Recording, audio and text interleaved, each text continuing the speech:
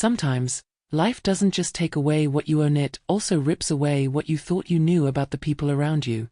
Imagine losing everything in a single day, not just the walls and the roof, but the smell of fresh coffee drifting through your kitchen, the yellowed photographs in the hallway, that cozy little corner where you always felt safe.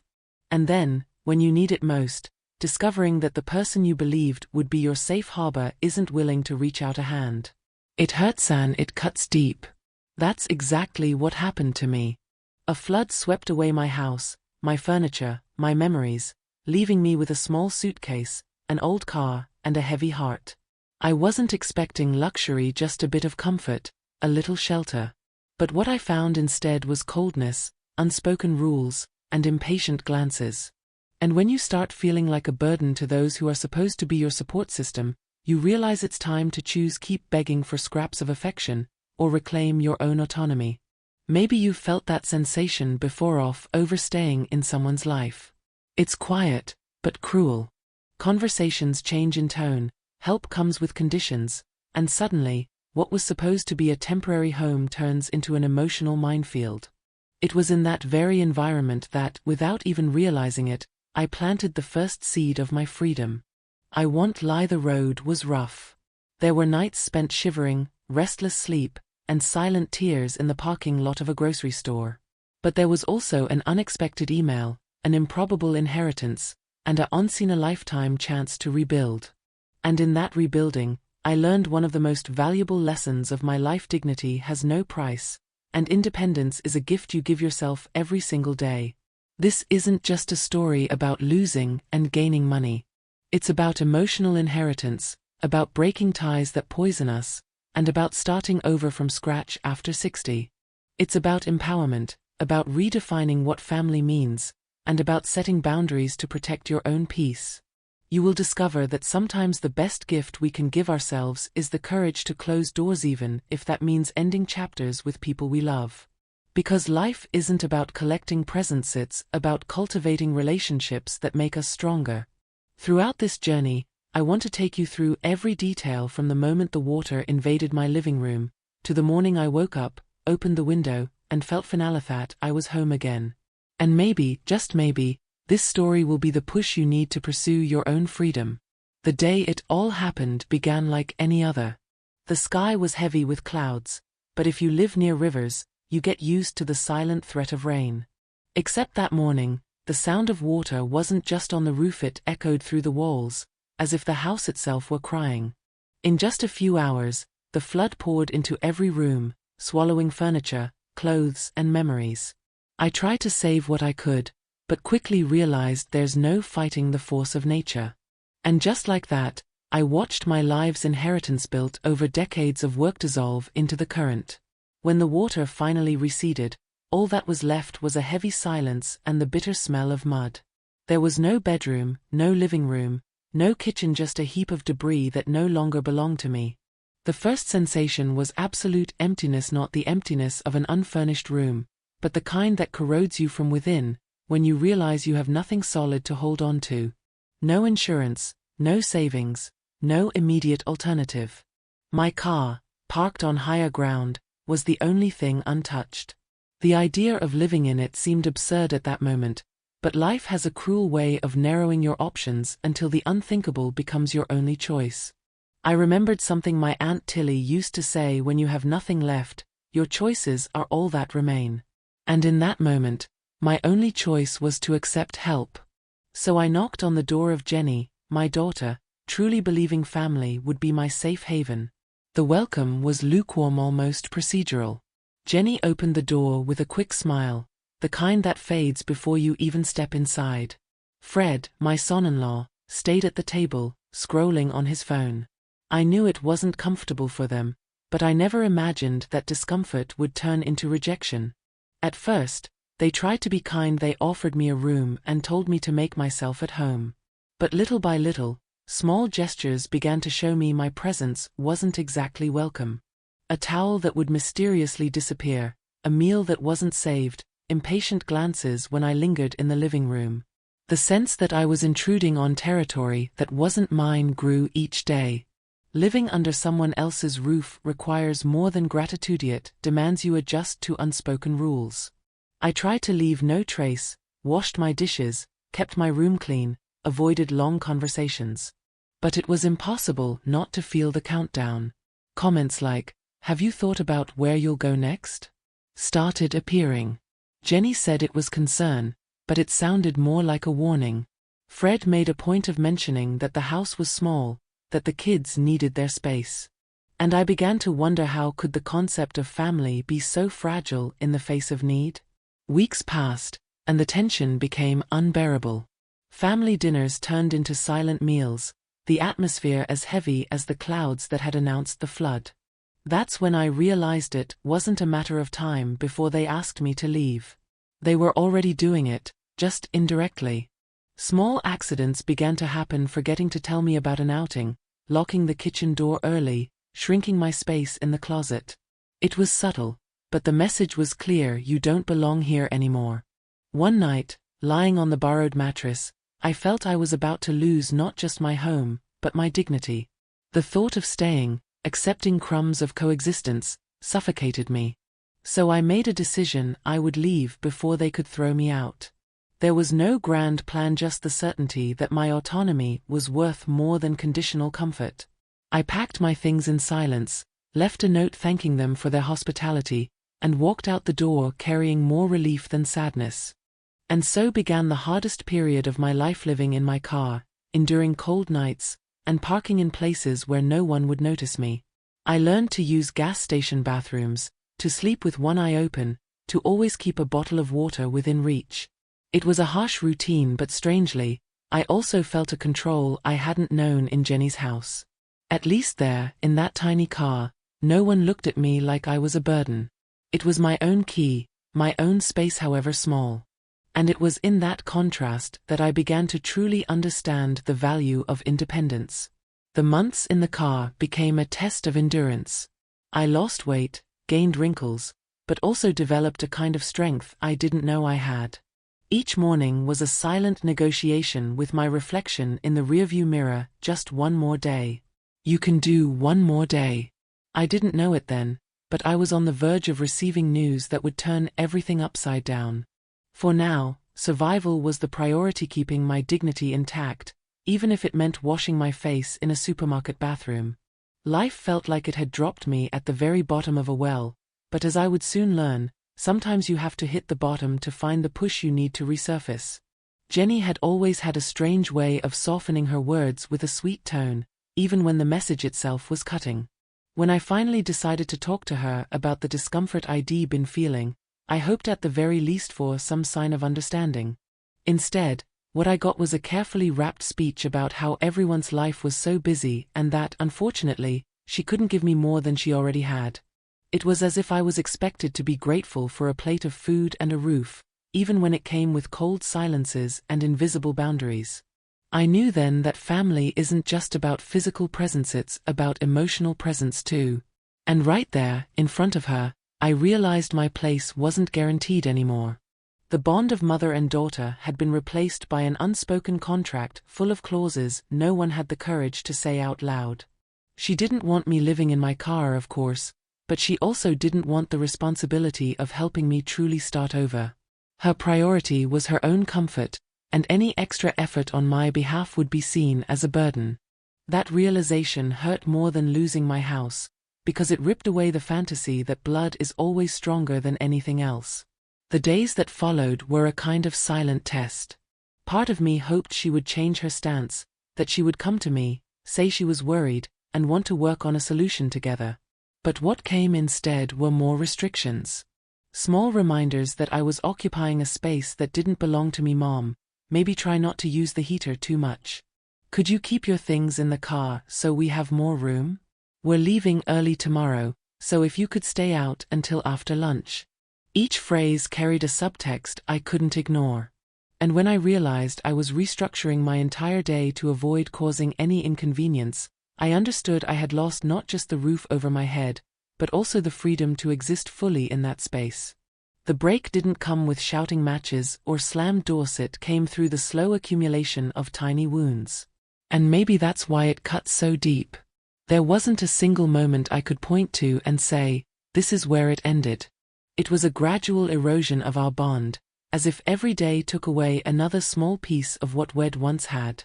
I came to see that our relationship was built more on the image of mother and daughter than on the actual practice of mutual support. Jenny still invited me to Sunday lunches, but the invitations always came with a schedule and conditions. Fred, on the other hand, didn't even bother to hide his impatience when I lingered too long in the living room. It was as if they had both accepted my temporary presence, but were quietly counting the days until the problem solved itself without them having to do more than the bare minimum. That's when I began creating emotional distance before I even physically left their home. I stopped sharing my worries, stopped mentioning the nights I couldn't sleep in the car or the pain in my back.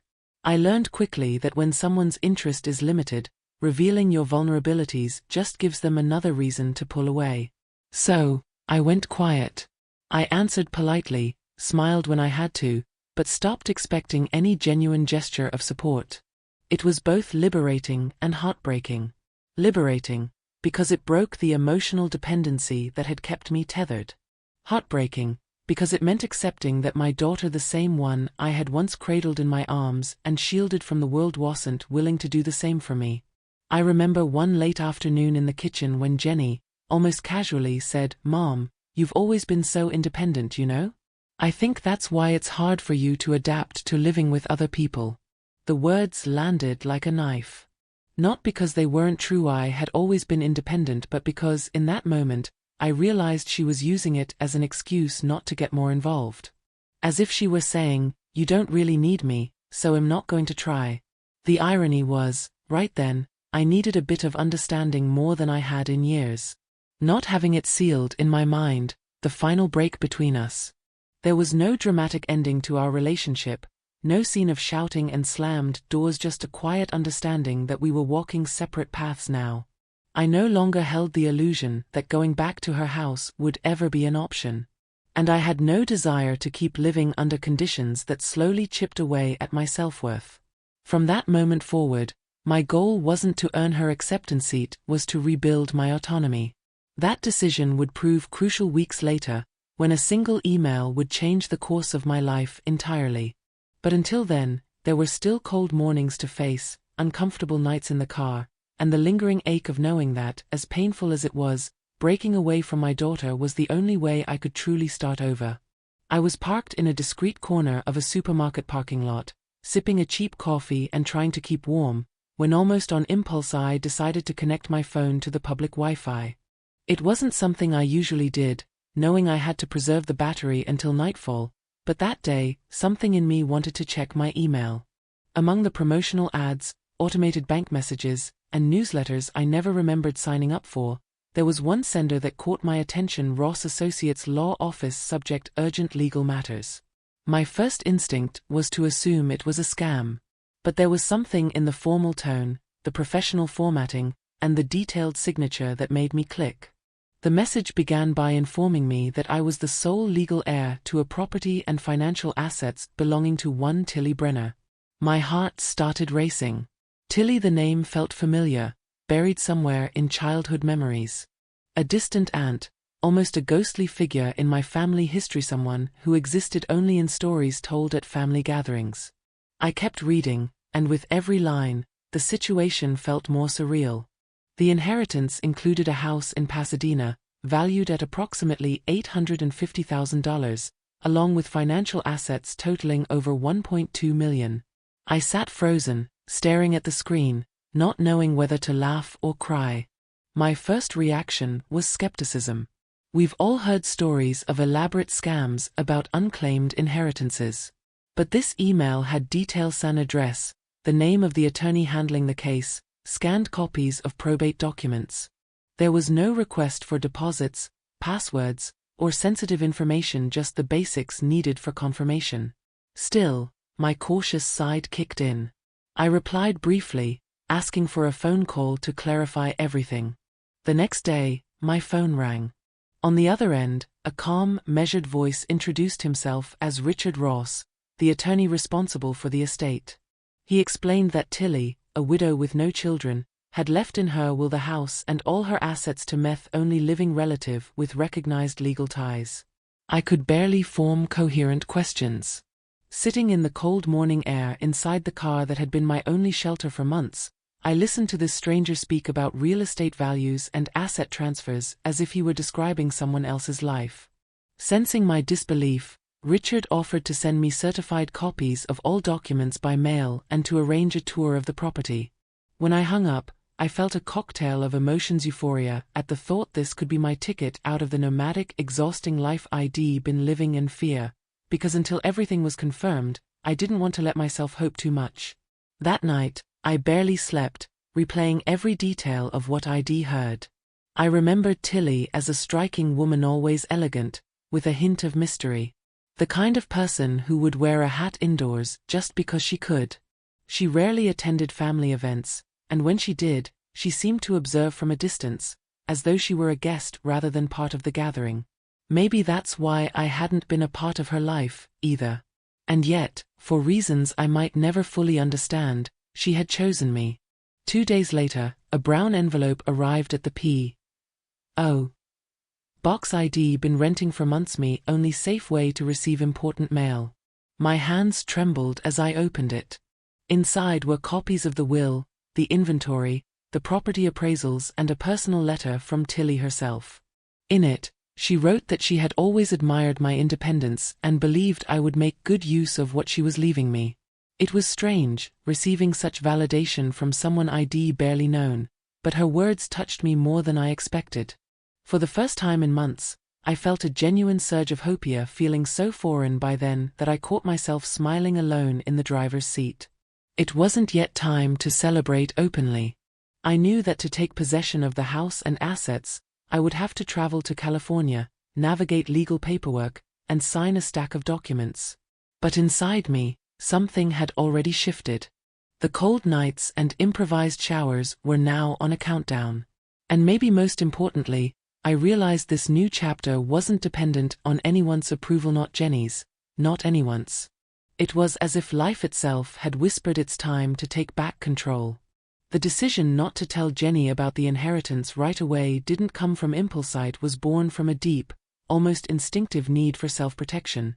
I knew the moment that news reached her and Fred, my life would be swarmed by opinions, well-intentioned advice, and more than likely, subtle pressures to make choices that benefited them more than me. Those months living in my car had taught me the hard way that autonomy is a rare and precious commodity, and I wasn't about to give it up at the most promising moment I'd had in years. I remembered all the times I'd had to justify my decisions to people who weren't truly interested in helping, only in judging, and I swore this time would be different. I would keep this to myself until every last signature was in place, every seal stamped, and every record finalized in my name.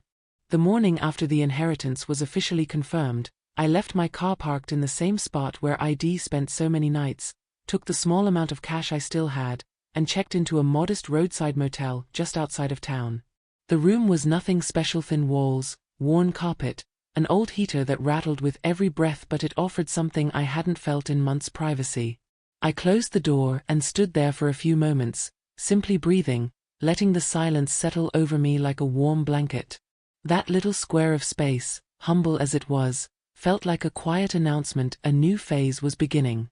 I unpacked my bag, hung my clothes in the closet, and for the first time since the flood, I felt safe enough to leave things out without fear that someone would look at me sideways for taking up space. In the days that followed, I began piecing myself back together. I ate hot meals, took long showers, bought a brand new notebook, and started scribbling ideas for the future. On one page, I carefully documented every step of the legal process: contact numbers, travel dates to California, questions for the attorney. On another, I began jotting down small personal goals: things I wanted to do, books I wanted to read, little pleasures I'd denied myself for months: planting herbs in a kitchen windowsill, finding a comfortable armchair for my nighttime reading. This inheritance wasn't just money or bricks and mortar, it was the rare opportunity to rebuild my life on my own terms. The hardest part was resisting the urge to share the news. It was almost instinct to want to call Jenny, to tell her everything, to hear her reaction. But every time the thought surfaced, I remembered the impatient glances, the clipped comments, the way she'd handled my vulnerability before. Those memories worked like an antidote, killing the impulse before it could take root. Deep down, I already knew what her reaction would be: excitement for the money, not for me. And that was exactly why my silence felt not only necessary, but right. I used that time to strengthen myself emotionally. I watched motivational talks on YouTube, reread highlighted passages from Think and Grow Rich, and immersed myself in the stories of women who had rebuilt their lives after 50. There was something empowering in recognizing that even at 62, I had the chance to rewrite my story.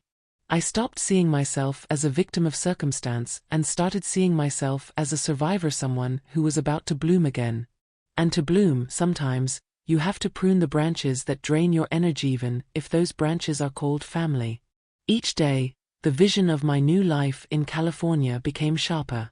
I researched Pasadena, its neighborhoods, parks, local markets. I pictured myself walking down tree-lined streets, sipping coffee at small bakeries, building a daily rhythm that belonged to no one but me. The motel, which had first been just a temporary shelter, turned into a base of quiet planning and renewal. There was also a kind of childlike anticipation.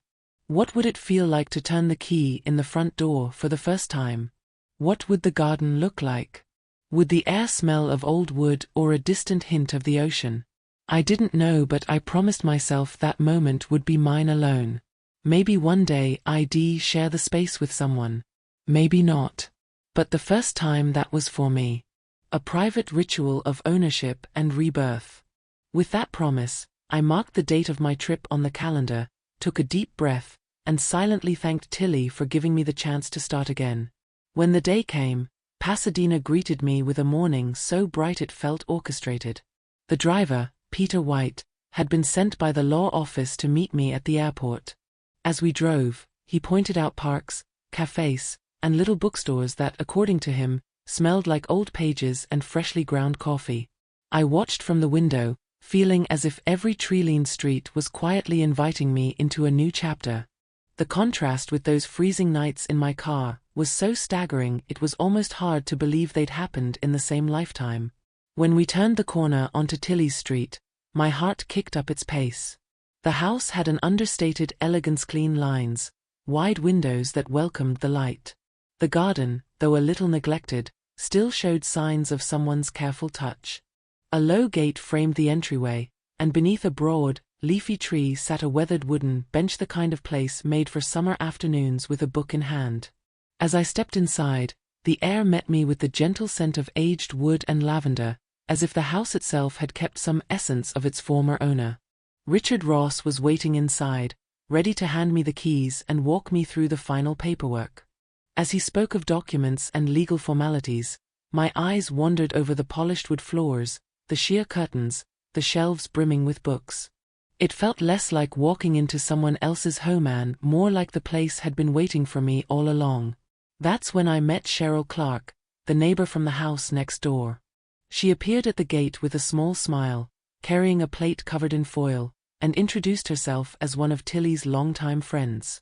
There was a warmth in her tone that caught me off guard, as if she already knew me somehow. "She spoke of you," Cheryl said, her voice calm and sincere. I blinked, surprised.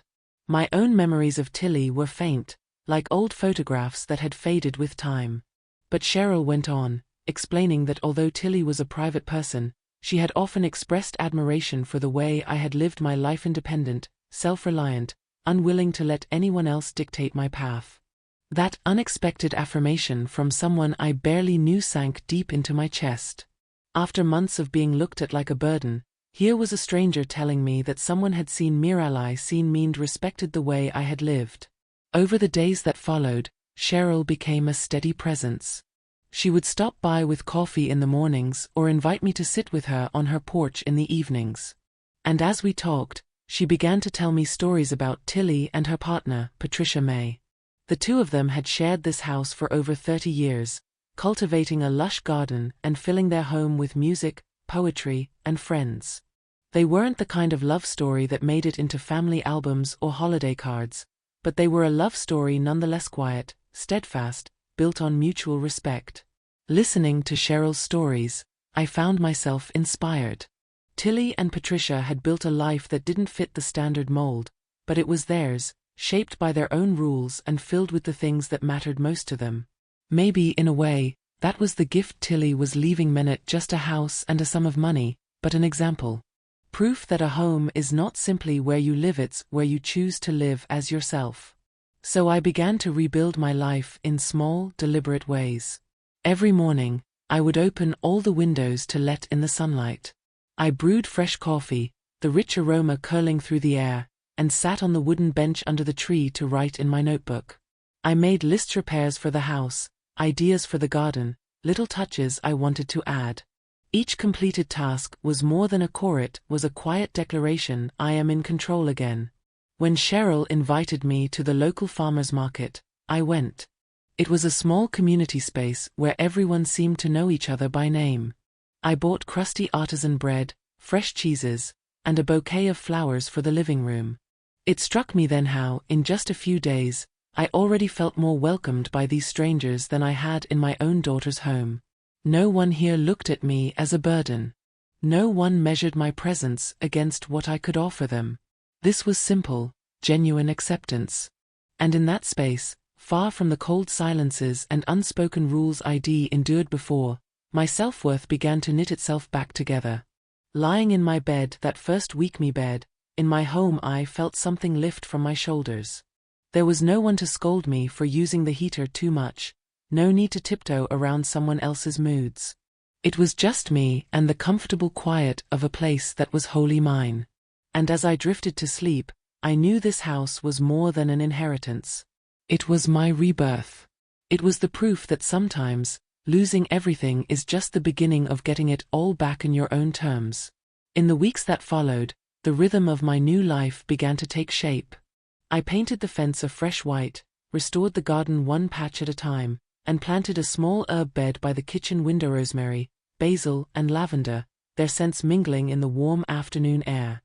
Every task, no matter how small, felt like reclaiming another piece of myself. The woman who had slept in her car through bitter nights was still inside me, but she was no longer the whole story. She was the reason I now cherished every cup of coffee in my own kitchen, every shower in my own bathroom, every night under my own roof. Sometimes, I'd catch myself standing in the doorway just looking at the light pouring in through the windows, at the books stacked neatly on the shelves, at the space that finally reflected me. It was strange how silence, the same silence that had once suffocated me in my daughter's home, now felt like freedom here. One evening, sitting on the bench beneath the tree, I thought about the journey that had brought me here. About the flood, the cold, the rejection, and the quiet strength it had forced me to grow. About the email that had changed everything. About Tilly, and the way she had seen me even from a distance.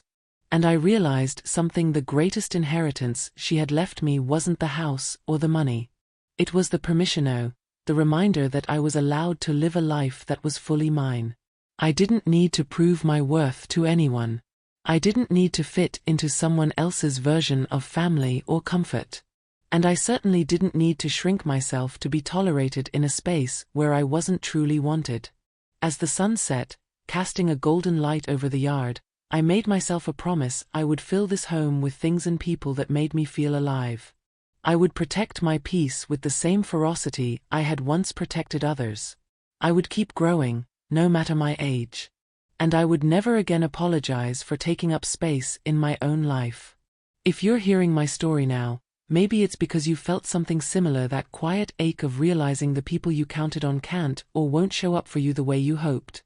Maybe you've wondered if it's too late to start over. Let me tell you, it isn't. Sometimes, life forces you to lose everything just so you can finally see what you're truly capable of building. And when that moment comes, when the door finally opens, and you step into a place that is wholly, unquestionably yours, don't just walk through. Claim it. Because your dignity, your peace, your independence, they're worth more than any comfort someone can hand you with conditions attached. And once you know that, you'll never settle for less again. So here I am, in a house that once belonged to a woman I barely knew, but who somehow understood me better than most of the people I've loved my whole life.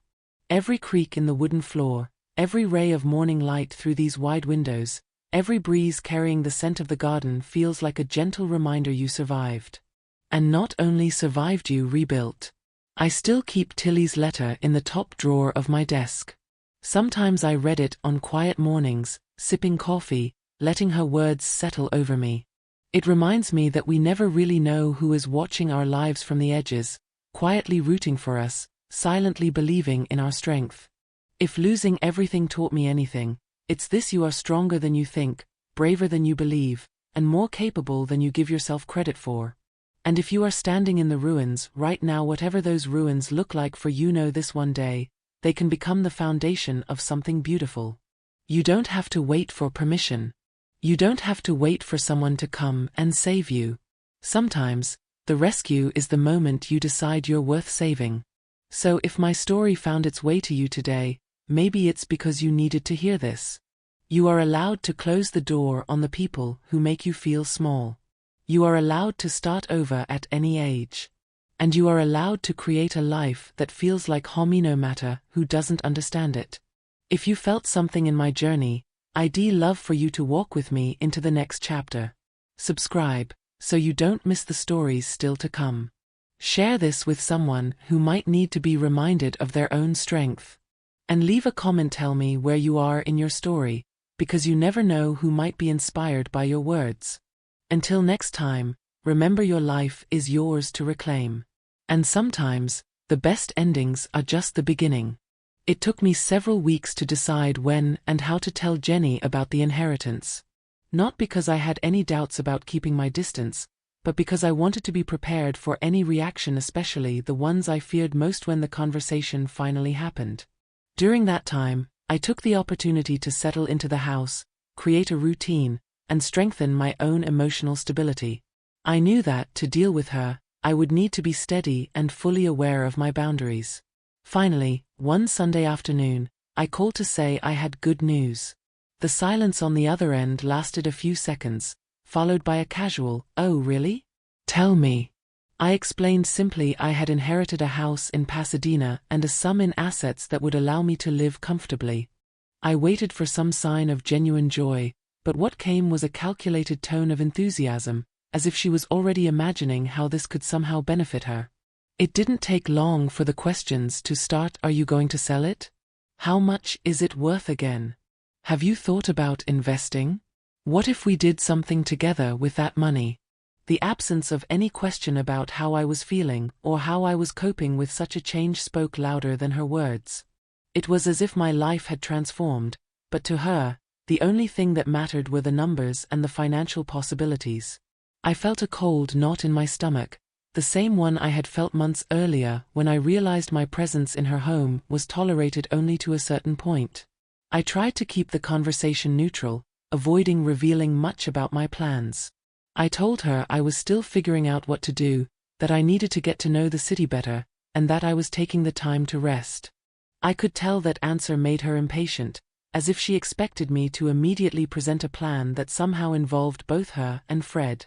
But I stood my ground. I knew that if I gave in at that moment, I would be opening the door to a series of interferences and expectations I wasn't willing to accept. In the days that followed, I realized the emotional distance I had been cultivating was even more necessary. Jenny began calling more often, but always with a disguised interest. There were questions about my routine, but they always circled back to the inheritance. Have you spoken to a realtor yet? Have you thought about renting the place and helping us with the down payment for our new house? Each call was a reminder that she wasn't interested in my well-being, only in the potential that money could represent for her plans. That realization, as painful as it was, helped me reaffirm my decision to maintain my independence. I wasn't willing to turn my achievement into a resource to finance the comfort of people who, in my hardest moment, weren't willing to offer me a home without conditions. For me, dignity meant exactly that: protecting what is mine when I know the other person wouldn't act in reciprocity. At the same time, there was a part of me that deeply regretted this reality. I wanted to believe that the news would spark a genuine desire to visit me, to share moments, and to create memories.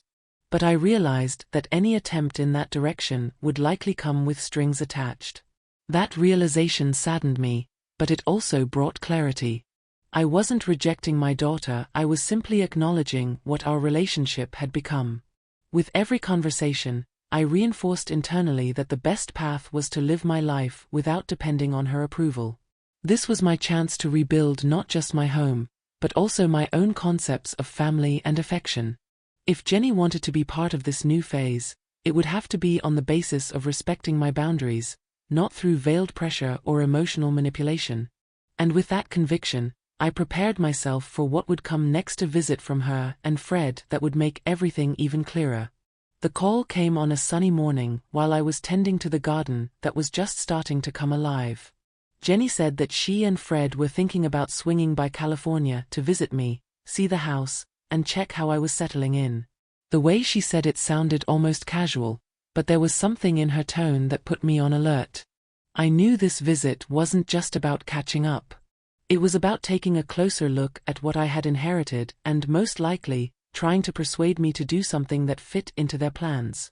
Still, I accepted, but with one condition: they would stay at a nearby hotel. I made it clear that the house was still in transition and that I didn't have guest rooms ready. It was my way of protecting my space and avoiding turning the stay into yet another opportunity for veiled pressure. When they arrived, I immediately noticed Fred's appraising look. He walked through the living room like someone inspecting a property before closing a deal, touching the furniture, commenting on the size of the rooms, and asking questions about market values in the area. Jenny, on the other hand, tried to maintain a friendly appearance, but her eyes scanned every detail with a mix of curiosity and calculation. It didn't take long before they began suggesting changes. You could open up this kitchen, it would be great for selling, and if you knocked down this wall, it would increase the property value a lot. I smiled, gave vague answers, and steered the conversation back to the weather, the flowers, anything to shift the focus away from the negotiation they were already trying to start. That night's dinner was at the hotel restaurant where they were staying. The conversation started light but, as I expected, quickly changed direction. Fred talked about how hot the real estate market was and how selling now could be the perfect opportunity. Jenny added that with the sale, I could live more comfortably and even help them with the down payment on the new house they wanted so badly. It was striking how their words were wrapped in a false concern for me, when in reality, everything revolved around a benefit that would land squarely in their laps. I returned home that night with a strange feeling. There had been no direct confrontation, but everything was there between the lines. They weren't interested in how I was adapting, they were interested in what they could extract from this new phase of my life. The irony was that if they had shown genuine support during the hard months, I might have been more open to thinking of ways to help them. But the way they came, the visit only reinforced my decision to keep my distance and preserve my independence. In the following days, I tried to handle the visit politely, but always with clear boundaries. When they asked to take a better look at the other rooms, I told them some were under renovation and that I preferred not to show them. When they suggested outings that would keep me away from the house for hours, I politely declined, explaining that I had commitments with the gardener and the neighbors.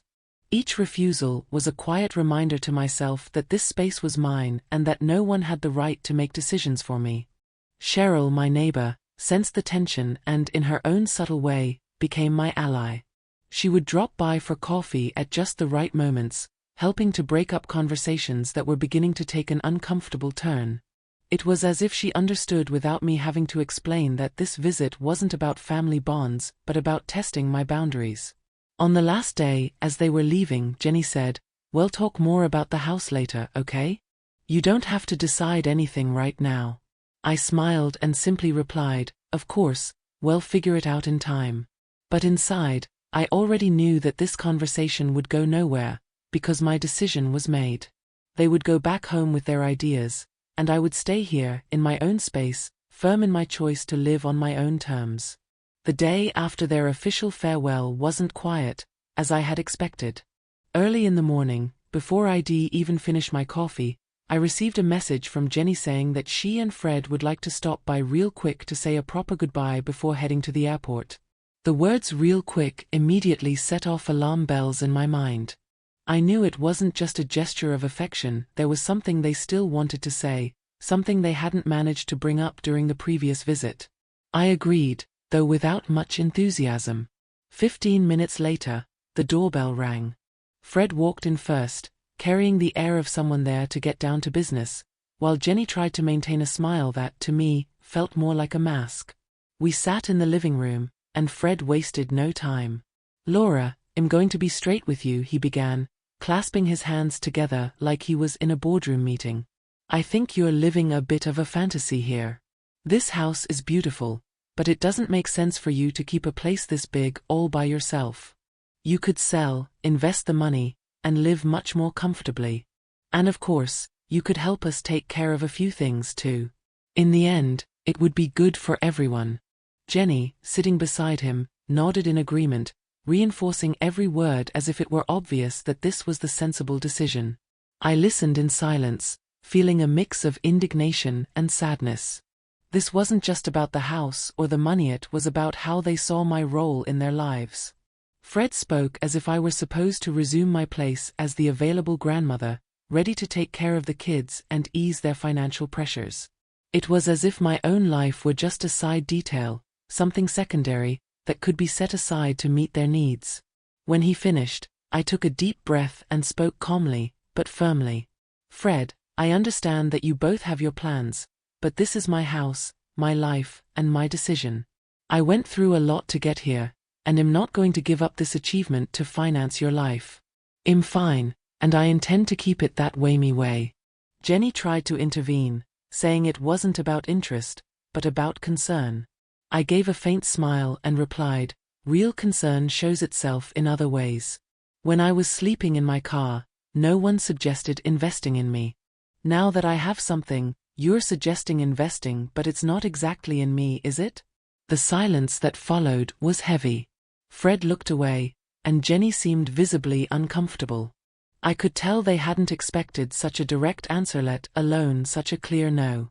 But for me, that moment was more than just a simple conversation, it was the reaffirmation of my boundaries. I wasn't willing to open the door for the same dynamics as before to trap me again, even if they came disguised as good intentions. The conversation ended politely but coldly. They stood up, thanked me for the hospitality, and said we'd talk soon. As I walked them to the door, I felt a mixture of relief and certainty. Relief for having said what needed to be said, and certainty that from that moment on, my life would follow a path where my dignity came before any external expectations. I closed the door behind them, leaned against it for a moment, and took a deep breath. It felt as though I had finally closed a chapter that had been dragging on for months. After that last encounter, there was no more doubt about the direction I needed to take. Jenny and Fred's visit was the final test, confirming that my path did not include going back to the role of silent support submissive to the demands of a family that only showed up when there was something to gain. I spent days reflecting on everything that had happened since the flood, the loss of my house, the uncomfortable stay at my daughter's, the cold nights in the car, the unexpected inheritance, and the fresh start in Pasadena. Every step brought me to the same conclusion: it was time to choose for myself, not for someone else's convenience. It was in this state of clarity that I made a few definitive decisions. The first was to limit my contact with Jenny.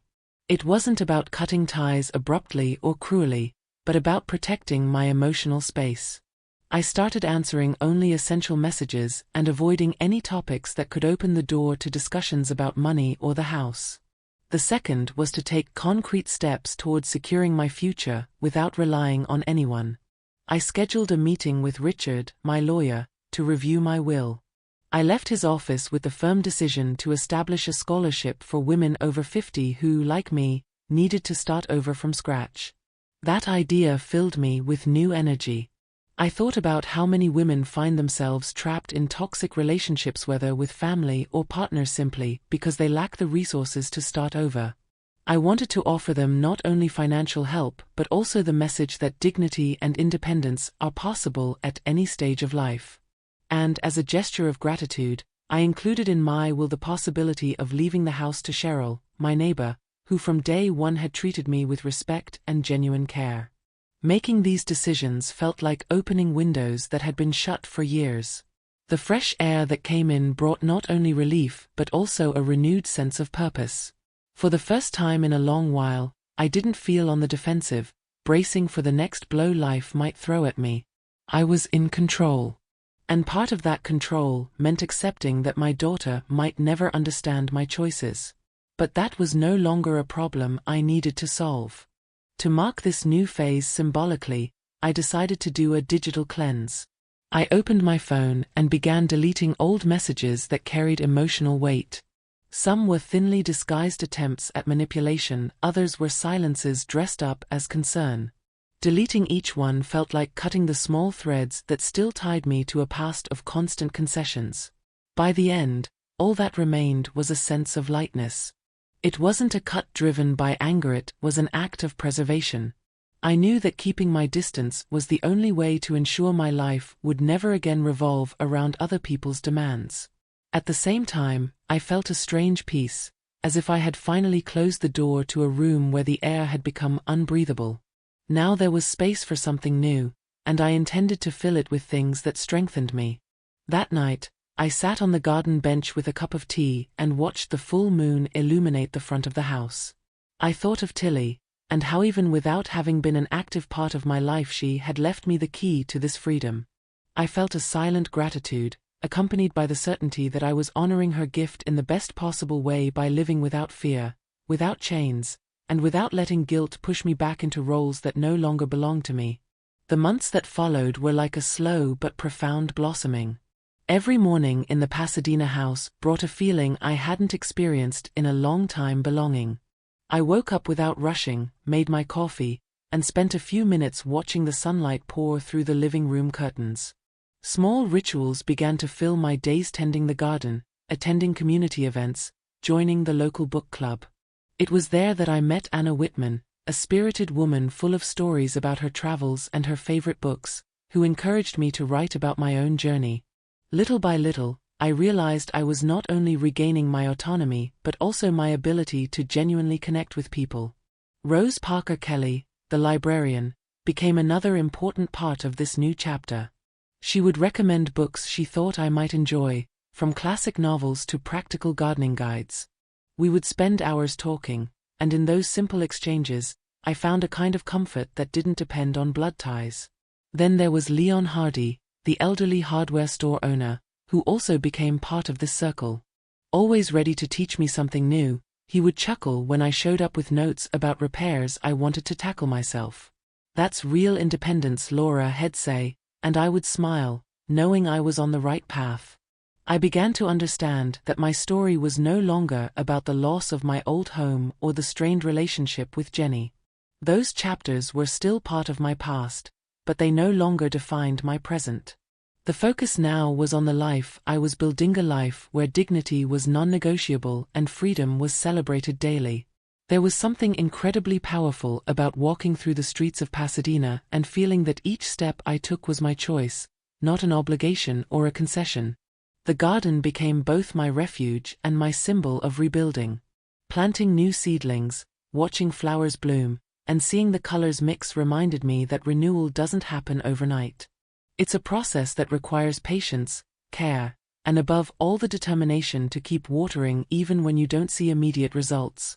Every new sprout was like a silent reminder that life always finds a way to blossom, even after the storms. There were lonely days, of course. But even in those moments, I learned to find comfort in the silence. Loneliness, when it isn't imposed, can be fertile ground for self-discovery. I used those hours to write in my journal, record lessons learned, and plan for the future. There was no more hurry, no more fear of falling behind. I was exactly where I wanted to be. Looking back, I realized that the flood, as devastating as it had been, was the starting point for the life I truly needed to live. It took away what was old and painfully pushed me toward a path of rebuilding and autonomy. My relationship with my daughter didn't end, but it took on a new shape, one where my boundaries were clear and my worth wasn't measured by my usefulness to others. And so, between books, conversations on the porch, and afternoons in the garden, I came to understand that being home isn't just about an address, it's about inner peace. Today, I can say that I live with the dignity I deserve, and that I am finally at peace with the choices I've made. My fresh start wasn't quick or easy, but it was mine. And that makes all the difference. If my new life in Pasadena had grown such firm roots, it was partly thanks to the people who crossed my path during this season of rebuilding. Each one of them, in their own way, helped fill the spaces left by absence and reinforced the idea that family is not always the one you're born into, it's often the one you choose or the one life places before you. Richard Ross, the attorney who handled the inheritance, was the first link in this unexpected network. Formal in manner but with rare patience, he not only managed all the legal proceedings efficiently, but also showed a genuine interest in my well-being. His calls went beyond bureaucratic updates. He would ask how I was adjusting, recommend places to visit, and even once sent me a memoir of pioneering California women, saying their stories reminded him of mine. Peter White, the driver who took me from the airport to the house, could have been just another service provider, but he became a friend for the occasional chat. Whenever he spotted me on the streets, he'd make a point of stopping to ask about the garden, remembering that on our very first trip, I had mentioned my dream of cultivating it. Every encounter felt like a small confirmation that I was being embraced by the city, not just by my immediate neighbors. Leon Hardy, the elderly hardware store owner, was another key figure. With his sharp humor and encyclopedic knowledge of tools, he taught me everything from how to use a simple screwdriver to techniques for restoring wood. Independence starts with knowing how to fix what's yours, he'd say, handing me each tool as though it were a symbol of freedom. Leon reminded me that it's never too late to learn, and that practical autonomy is just as important as emotional independence. Anna Whitman, my book club companion, brought lightness and encouragement to explore new interests. Our conversations over tea and homemade cookies often drifted away from novels and into reflections on life, choices, and new beginnings. She was the one who urged me to record my experiences in writing, saying that one day other women might find strength in my story. That idea planted a seed that still grows inside me. And of course, there was Cheryl Clark, the neighbor who became a trusted friend almost instantly. With her straightforward yet warm demeanor, she not only shared stories about Tilly and Patricia but also became an informal guardian of my well-being. She was there for the good days and the hard ones, ready to show up with a freshly baked cake or an invitation to walk around the neighborhood. Cheryl showed me that true friendship is made of small gestures and constant presence, not grand promises. Even Rose Parker Kelly, the librarian, found her place in this mosaic. Always attentive, she seemed to have a sixth sense for knowing when I needed a good book recommendation. Many times, I left the library with titles that spoke directly to what I was going through, as if she had read my thoughts. These literary connections became quiet anchors, helping me reflect and gain new perspectives on my challenges. Realizing that these people who had once been complete strangers were now part of my routine filled me with gratitude. Each one, in their own way, represented a pillar supporting my new life. With them, I learned that genuine bonds don't require blood ties, they require only respect, true interest, and reciprocity. Looking at this new support network, I knew that my rebuilding was not just about recovering a home or financial stability, but about creating a community where I could be myself without compromise. If there's one thing this journey taught me without question, it's that family is not automatically synonymous with support. Blood may create a connection, but it doesn't guarantee respect, care, or true presence. In my case, it was precisely in the absence of that support that I found the courage to seek my own autonomy. Starting over at 62, after losing everything, is not just an act of resistance, it's an act of self-love. It's looking at your own life and saying, I deserve more than survival. I deserve to live with dignity.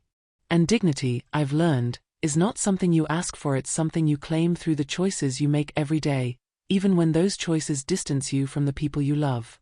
By breaking free from toxic family patterns, I realized that freedom is not just about having a physical space where no one controls your decisions, it's also about freeing yourself from other people's expectations. The inheritance I received from Tilly was not just financial, it was symbolic. It was a reminder that we can redefine the meaning of emotional inheritance. Instead of repeating cycles of dependence, I chose to transform my legacy into something that would strengthen other women who, like me, need to rebuild when everyone around them says it's too late. This fresh start showed me that empowerment is not some distant concept, it's practical learning to say no, setting clear boundaries, protecting your own energy. These are acts that require courage, because more often than not, they mean disappointing those who benefited from your silence. But in doing so, you not only save yourself, you inspire those who are watching, even from afar.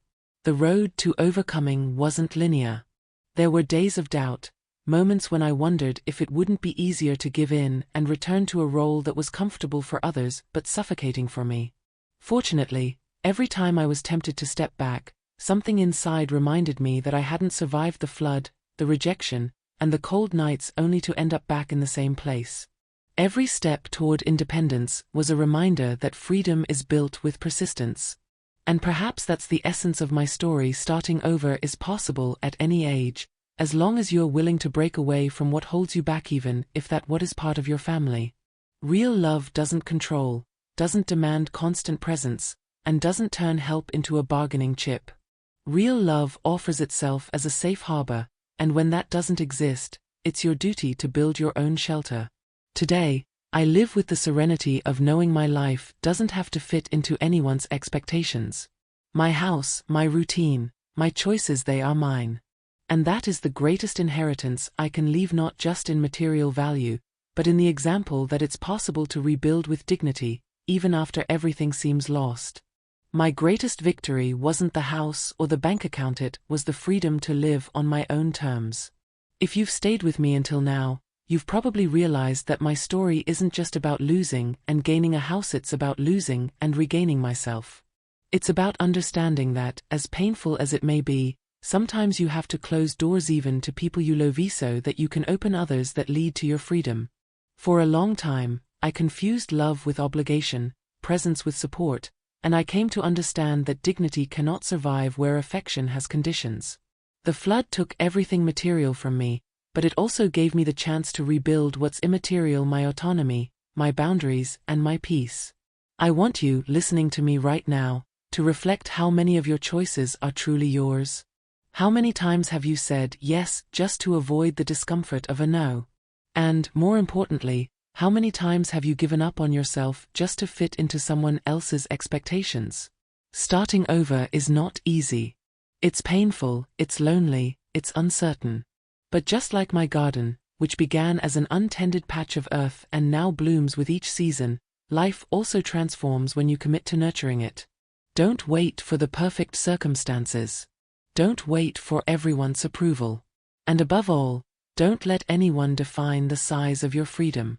You have the power to rebuild, to break cycles, and to create a home where dignity and independence are not concessions but undeniable rights. If this story touched you, if in some way it speaks to the moment you're living, I invite you to take the next step: subscribe to the channel, turn on notifications, and share this video with someone who needs to be reminded that it's never too late to start over. Because, in the end, life doesn't wait, and the best time to reclaim your freedom is right now.